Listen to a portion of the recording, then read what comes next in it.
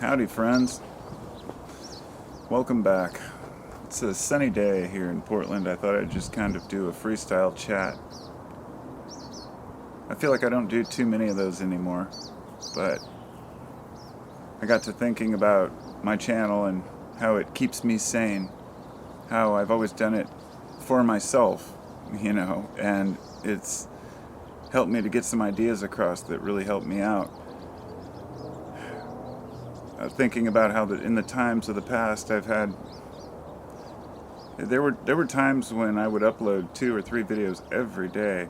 I just looked and realized it had been about 5 days since I uploaded a video. I was like, wow. I mean, I had a couple ready, but I realized it was because I put a little time into editing for fun on some of them. But it's just because I enjoy doing it, And I do have a passion for making these, but it's not what I'm here to talk about, but I wanted to tie that into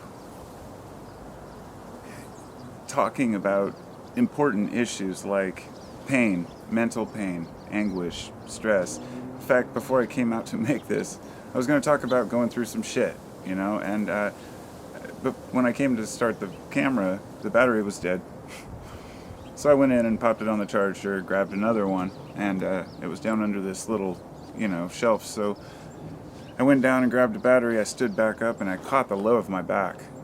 Just right on this super dense maple corner, and it just hurt so bad. I just dropped to the ground, and I just fought through it, and I thought about how as an adult, if my kids did that, they'd be crying, mom and dad come. As an adult, you're just pretty much on your own. In fact, I'm the kind of guy who's like, get away from me, I'm hurting. People just leave me alone when I'm hurt. But at any rate, it reminded me of, several years ago, I was doing a lot of research on pain receptors and, endorphins in the body, and how, endorphins are literally, endorphin means endogenous morphine. Endogenous means your body produces it. So your body produces a lot of chemicals that are similar to ones that we take in nature. I should say, a lot of the chemicals in nature we make into drugs are similar to ones our bodies make, and that's why they work. Like anandamide is just like THC. Yes, you have an endocannabinoid system in your body, which reacts to these cannabis, molecules. That's why they react.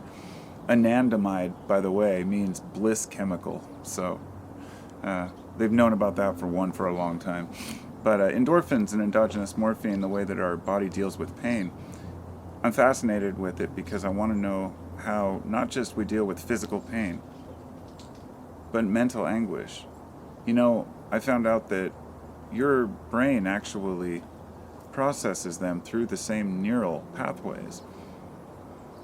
So that means if we're all suffering, some sort of a mental breakdown or mental anguish, that can manifest itself in physical ailments. And physical ailments can manifest themselves as anxiety and depression and all sorts of mental issues.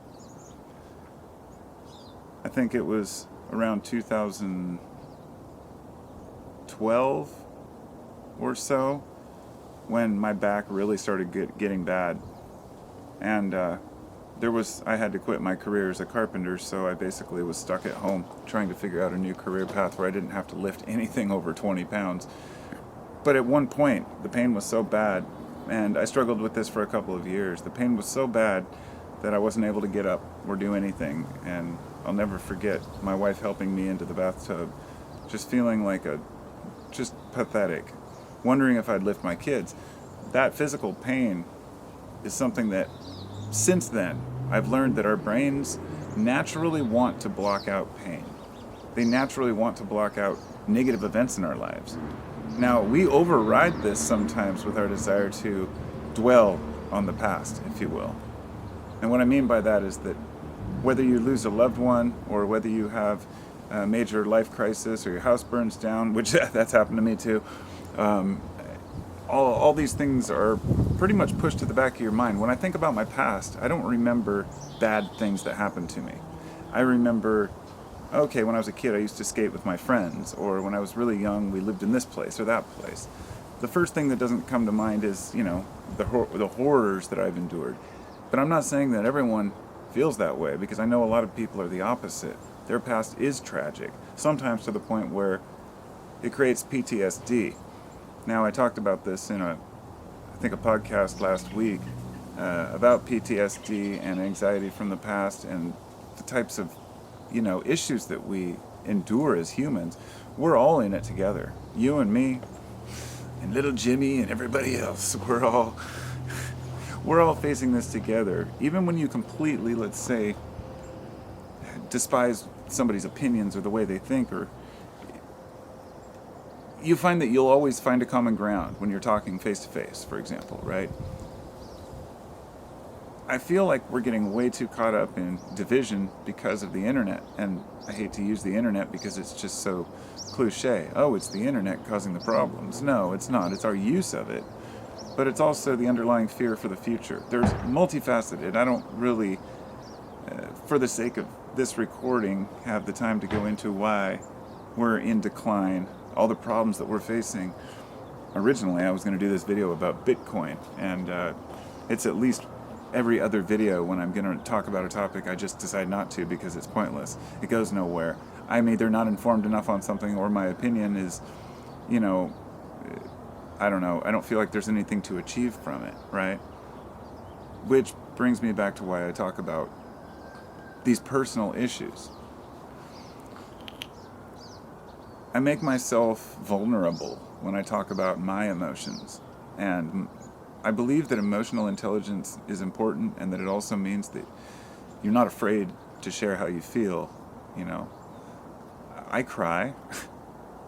I mean, there's always been this thing that men, and this has changed, of course, in recent decades, but, in the past, that men have to be tough all the time, which is ridiculous to me, because we naturally are tough. Men, women, we're all tough. Kids, grandparents, we have this natural ability to fend off the negativity and see the good in things. And I really believe that that's inherent within us. But sometimes we get so pushed into a negative headspace that it's very difficult to escape that.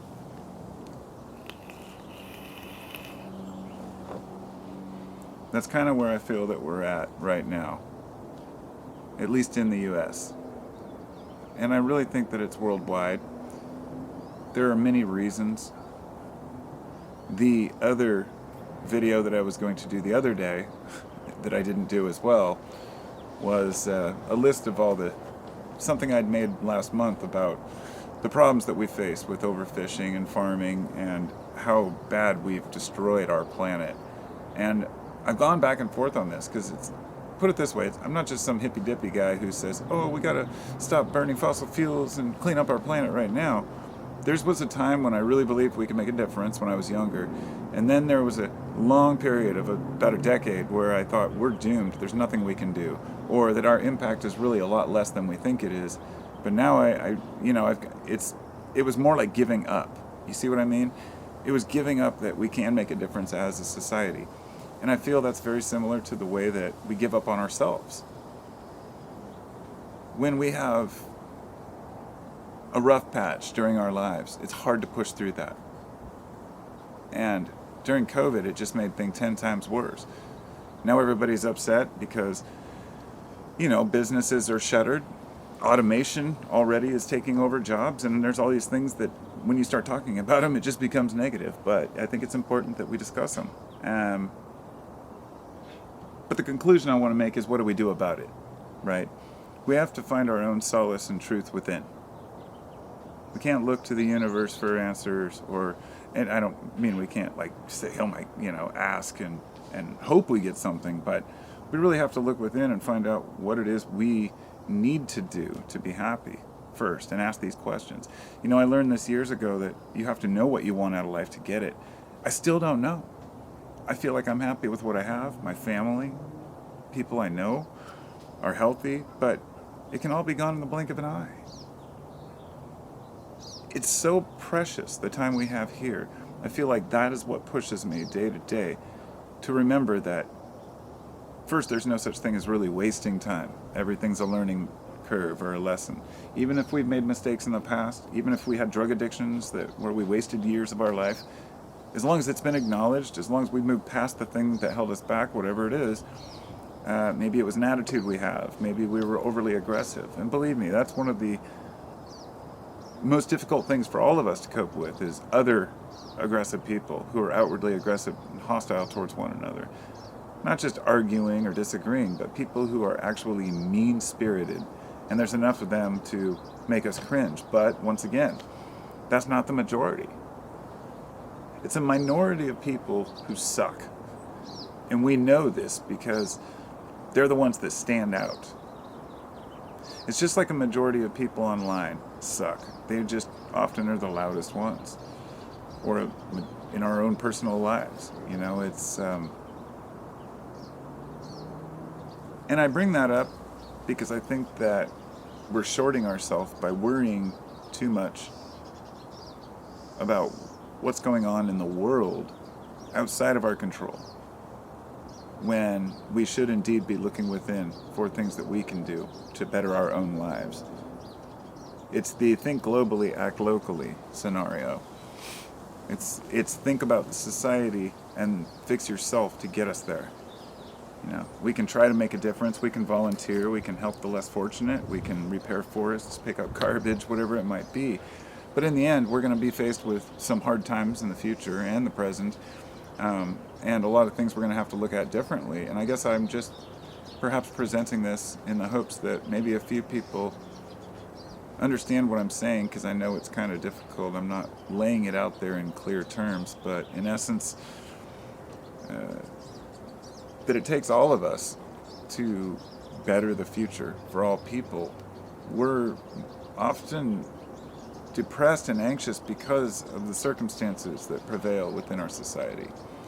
Because the poor are so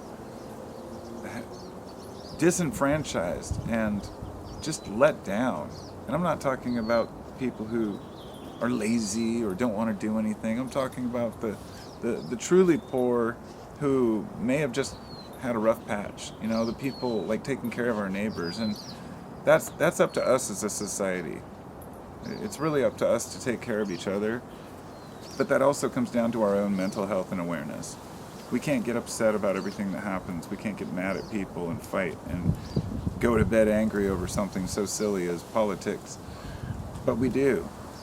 Or others do. I don't get really caught up in the political discourse. I mean, I'll talk about it, but I don't have an emotional attachment to it because it's a waste of my energy when, in a time when I'm already, you know, trying to figure out what to do in this life at 45 years old. And I got off track because this was a ramble. I realized that, but to come full circle, I realized, you know, I wasn't sure where I wanted to go with my business, so I got some more good kratom. I finally found a good source and started over, and there's still something missing. I figured, well, maybe it's because I was trying to move to a new line of business, and it kind of makes you anxious or nervous, or maybe it was because just of the whole COVID thing and, you know, the issues that we've had over the last year, the kids and their school situation. There's always something to blame for the way we feel, but even when things are going well and things are back to normal, we still have this underlying kind of fear or confusion, I guess, about day to day. I don't know. I'm kind of tongue-tied into how to describe it, but I'm hoping a lot of you know where I'm coming from. If you suffer from that, where you just feel like there's something missing, it's like there's something I'm not getting or doing, even when everything else in your life is going well. Maybe that's just the natural human drive to push ourselves further. I don't know. At any rate, it's been nice talking to myself, and maybe you gained something from it, or maybe not. I'd really like to hear your thoughts, and I'd also like to ask people what kind of videos do you prefer personally? You know, are they a type like this, where I'm just talking and rambling, or the ones where I have, you know, they're more organized and factual about a particular subject, or do you like the ones where I edit them and use the microphone instead?